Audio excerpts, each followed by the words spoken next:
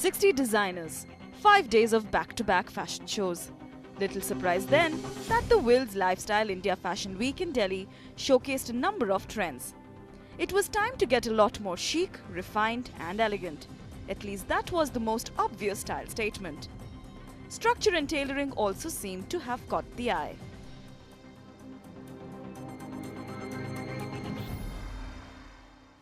I think it's more mature. You'll see a lot of glamour, whatever you're seeing today. I think it's more mature. It's more day glamour. You know, I think the life of a woman is changing. She needs to work. She needs to go out. It's all encompassed in a day. So if it's too glam, it's really tough to work it. The silhouettes we saw in Delhi were far more grown up and ladylike than at Mumbai's Lakme Fashion Week.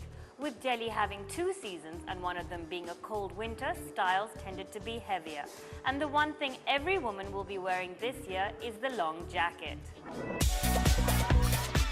The other must-have of the season, accessories.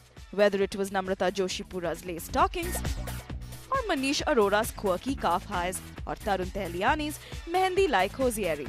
It's obvious that it's time to cover up those legs. Now the whole trend is about, waist and body fitted and, shaped garments. So nothing does more justice than hosiery. But it wasn't just about hosiery. Belts of all sizes made an appearance as well. Thick, thin, worn high on the waist or like a corset. It was a lot about buckling up and emphasizing the waist.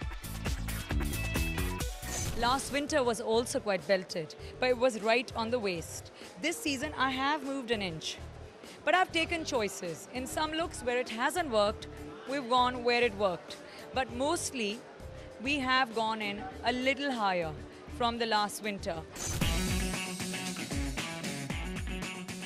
Like the Mumbai Fashion Week, there was a definite accent on femininity. The skirt is back with a vengeance.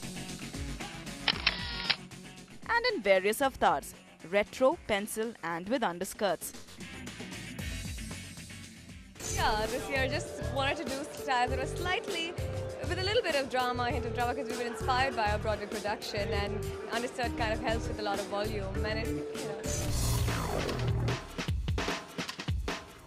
Vintage made an appearance as well.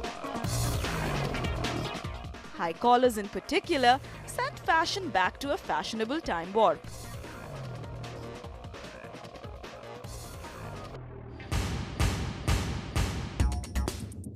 The mood stayed somber as far as colors were concerned.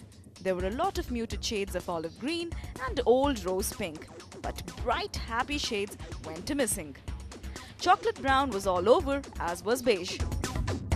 Red and black was another combination that many designers favored.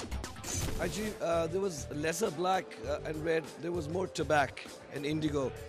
It's just that the black and red obviously stands out more. But I wanted the whole field to be very dark, very winter. I wanted, to put clothes on the ramp which actually anyone would want to wear in the winter. Among the designers who got rave reviews were first-timer Gaurav Gupta, Namrata Joshipura, Shantanu and Nikhil, and also Fighter Cock by Nandita Basu and Abhishek Gupta. Old-timers such as Rohit Bal and Rajesh Pratap Singh proved they still have it in them. But it was interesting that the middle rung of designers have now come up to a level that was appreciated by most. It was not all about structure though. Giving the tailored look a real sense of softness was the wrap, which had a very easy and free feel. Just the thing if you want to add some real style to a woman's wardrobe.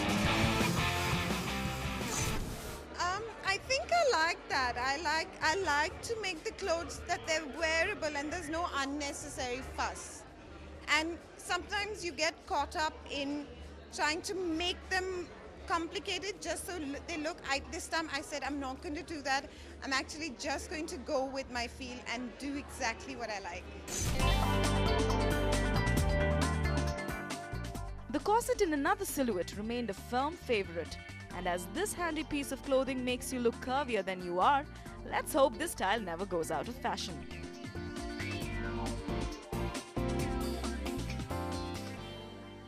Happily, it's time to say goodbye to kitsch. No more loud flamboyance. That's not to say there wasn't India on the ramp, it was just presented in a different manner. Whether it was in Rohit Bal's Shibori line, Shantanu and Nikhil's use of Katha, or Manisha Jaisingh's use of Lehriya, Bandhani and Chicken, Indian threadwork and handicraft got their place under the sun. The trick, of course, was to be muted and elegant about it.